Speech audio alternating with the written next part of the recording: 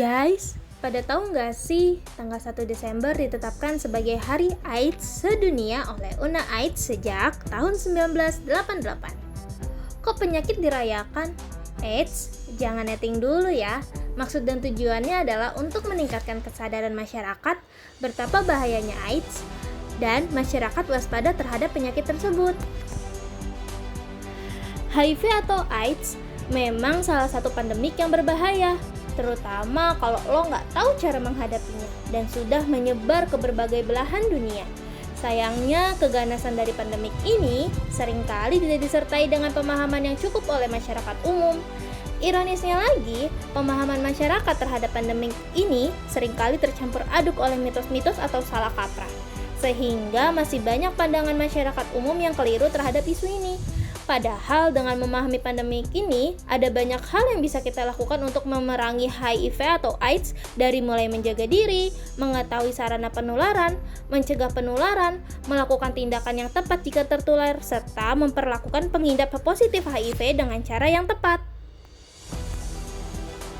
Penderita pada umumnya akan mengalami fase kehidupan yang sangat rumit dan mengalami kesulitan dalam melakukan kegiatan sehari-hari di masyarakat, seperti kehilangan pekerjaan, kehilangan kasih sayang dari orang-orang yang dicintai, teman, dan bahkan dijauhi oleh lingkup pergaulan dan lingkungan sosial.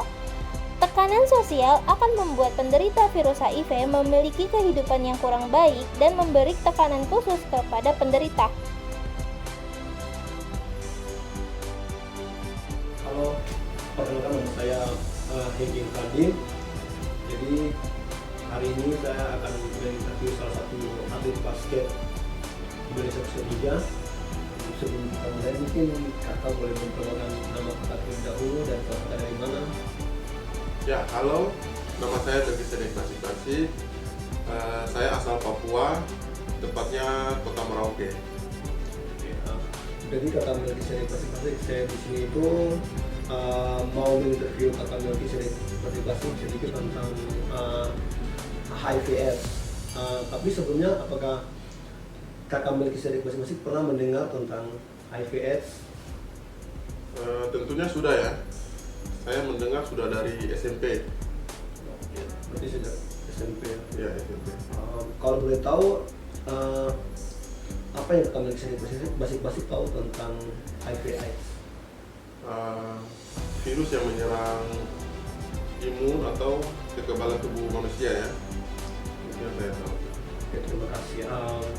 Jadi saya akan menjelaskan sedikit tentang HIV lebih jelas lagi ya. HIV adalah human immunodeficiency virus, adalah virus yang dapat menyerang kekebalan tubuh manusia. Sementara AIDS adalah acquired immunodeficiency syndrome, yang adalah kondisi akibat kerusakan sistem kekebalan tubuh manusia yang diakibatkan oleh HIV sehingga terjadi infeksi. Kalau kakak Melki sendiri tahu nggak sih sejarahnya HIV/AIDS? Untuk sejarahnya sih saya kurang tahu ya. Jadi mungkin saya akan menjelaskan sedikit tentang sejarahnya dan terjadinya sejarah munculnya HIV/AIDS. Jadi sejarah penyakit AIDS dan HIV itu pertama kali berasal dari Kinshasa, Republika Demokratik Kongo pada tahun 1920. Pada saat itu para ahli meyakini bahwa HIV itu berasal dari spesies simpanse yang menular pada manusia. Gaetan Douglas, seorang Prancis Kanada yang bekerja sebagai pramugara di Ireland, Kanada. Dia adalah salah satu orang yang pertama kali terkena HIV, dan di Indonesia sendiri kasus HIV/AIDS itu muncul pertama kali di Bali pada tahun 1987. Jumlah kasusnya itu terus meningkat dari tahun ke tahun. menurut Kementerian Kesehatan Republik Indonesia, jumlah kasus HIV Jakarta menduduki peringkat pertama dengan jumlah kasus 63.119 kasus, dan Papua dengan jumlah kasus AIDS tertinggi dengan jumlah kasus 23.629 kasus. Menurut Kak Melki sendiri nih, apakah HIV itu berbahaya? Enggak? Saya tahu sih berbahaya ya, karena bisa membunuh penderita dan belum ditemukan obatnya. Apakah Kak Melki tahu seperti apa proses penyebarannya? Melalui hubungan seks, transfusi darah. Oke. Jadi saya akan memperjelas sedikit tentang beberapa pandangan terhadap HIV secara garis besarnya saja ya. Jadi tidak benar bahwa penularan HIV/AIDS itu melalui gigitan nyamuk, dan tidak benar juga bahwa penularan HIV itu karena berenang bersama ODH, orang dengan HIV/AIDS. Dan tidak benar juga bahwa kalau misalnya tertular dari air liur atau cairan gitu, cairan air liur, bersin, dan pertukaran piring makan, alat makan, dan penciuman gitu. Dan berikut adalah bagaimana virus HIV itu dapat menyebar. Yang pertama itu berhubungan seks tanpa memakai alat pengaman, dan berbagi alat suntik dengan orang yang mengidap penyakit HIV/AIDS, dan ibu hamil yang positif HIV yang sedang mengandung atau melalui persalinan, terus melalui transfusi darah, melakukan seks oral, terus terkena dan tertukarnya cairan vagina dan sperma. Dan yang terakhir itu ASI atau air susu ibu kepada bayi. Jadi sebetulnya penderita HIV/AIDS ini mereka sangat membutuhkan support dari orang-orang terdekat dan di lingkungannya. Karena itu, karena salah pandangnya kita terhadap penularan virus HIV, maka dari itu kita sebagai manusia yang punya hati nurani, mari kita bersama-sama bangkit dan membantu teman-teman kita yang terkena HIV untuk bisa menjalani kehidupan mereka sebagaimana biasanya tanpa adanya diskriminasi. Dari penjelasan tadi, apakah dapat membantu atau meningkatkan wawasan Kak Melki? Ya, meningkatkan wawasan, menambah ya, tapi menambah. Baik, bagaimana setelah adanya informasi dari saya tadi, apakah masih ada rasa takut terhadap orang yang mengidap penyakit atau terkena virus HIV? Kalau takut sih sudah tidak ya, semenjak dijelaskan tadi sama Bung Hengki. Sini saya mengerti kalau mereka tuh kita tidak boleh mengucilkan, tidak boleh dijauhkan gitu. Karena mereka juga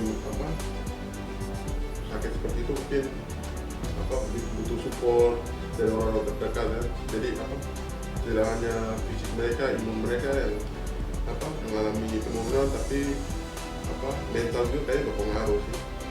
Jadi kalau kita support terus pasti, lagi pula juga kalau kita support secara secara jasmani kayak bersentuhan, kita main atau olahraga bareng begitu kan, belakangan yang kita dijelaskan kan bisa mengerti ya. Oh ternyata kalau kita main basket sama mereka juga bareng tuh masih boleh, masih tidak apa-apa. Jadi masih bisa lah, kita bisa beraktivitas berolahraga bersama. Ya menurut saya sih kita harusnya tetap mendukung sih. Itu sih yang nggak tahu sih setelah dijelaskan sama Kakak Hengki. Baik, terima kasih Kakak Melki. Sekian interview saya bersama Kakak Melki dari Pasig. Terima kasih, sampai jumpa lagi.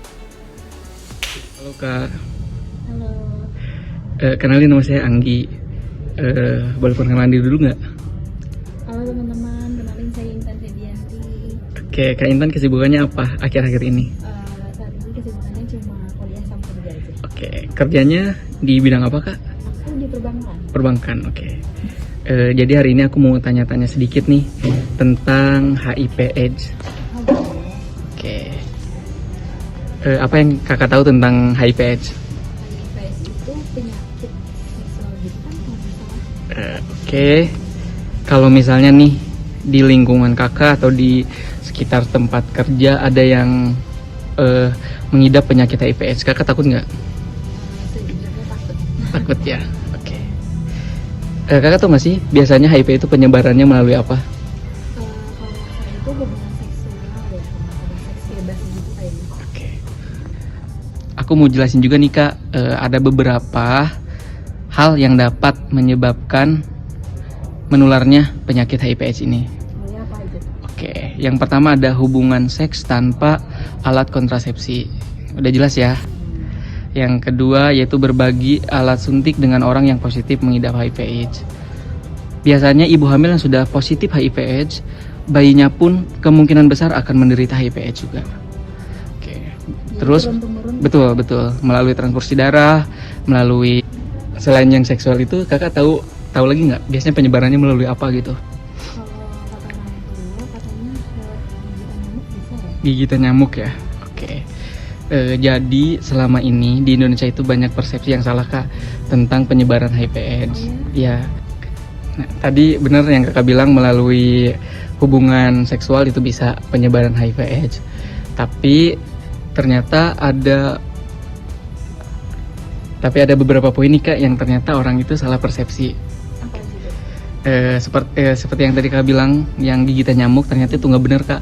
Gigitan nyamuk itu nggak menyebabkan penularan HIV/AIDS. Yang selanjutnya penularan karena berenang bersama orang yang mengidap HIV/AIDS itu juga salah. Oh Iya. Banyak itu yang sudah berenang. Iya, tapi itu tidak menyebabkan Penularan. penularan, betul.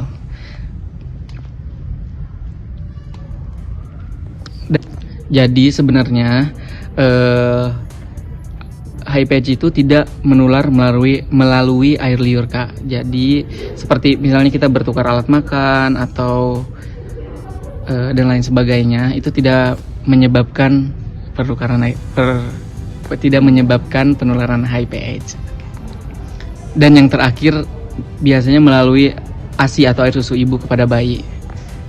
Oh ternyata kayak gitu ya Mas Anggi. Ternyata persepsi saya selama ini itu salah ya.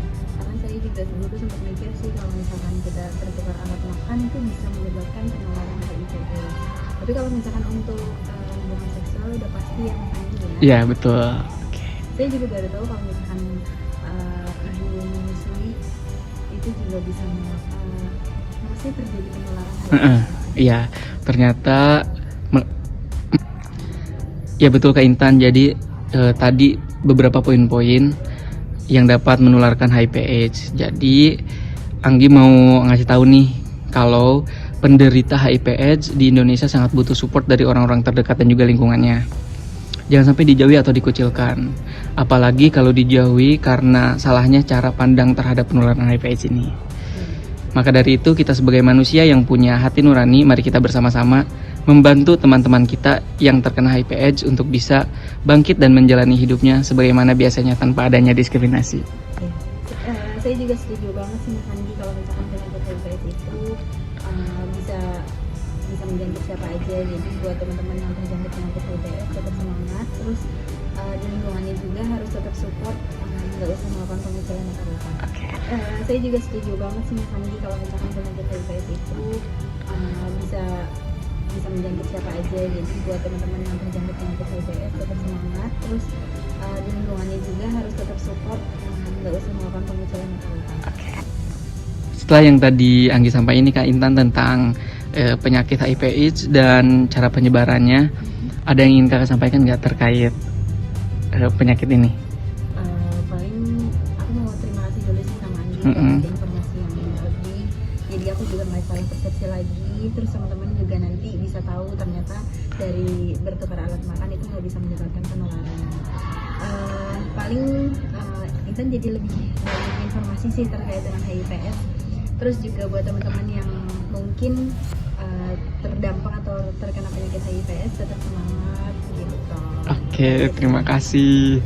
Terakhir nih Kak, jadi setelah mendengar informasi ini, Kakak sekarang takut nggak sama penderita HIV/AIDS? Enggak. Enggak ya? Iya. Karena mereka butuh support ya Benar, sebenarnya. benar banget. Karena itu kan penyakit bukan kita juga yang tahu ya. Oke. Dan itu juga bukan aib. Dan cara penularannya pun lebih spesifik. Jadi kita nggak bisa melakukan persepsi sendiri atau ngambil kesimpulan sendiri kalau kayak gini tuh bisa menular. Oke. Makanya tetap semangat aja. Oke, terima kasih Kak Intan. Oke. Sebetulnya para penderita HIV dan AIDS sangat butuh support dari orang-orang terdekat dan juga lingkungannya. Jangan sampai dijauhi atau dikucilkan.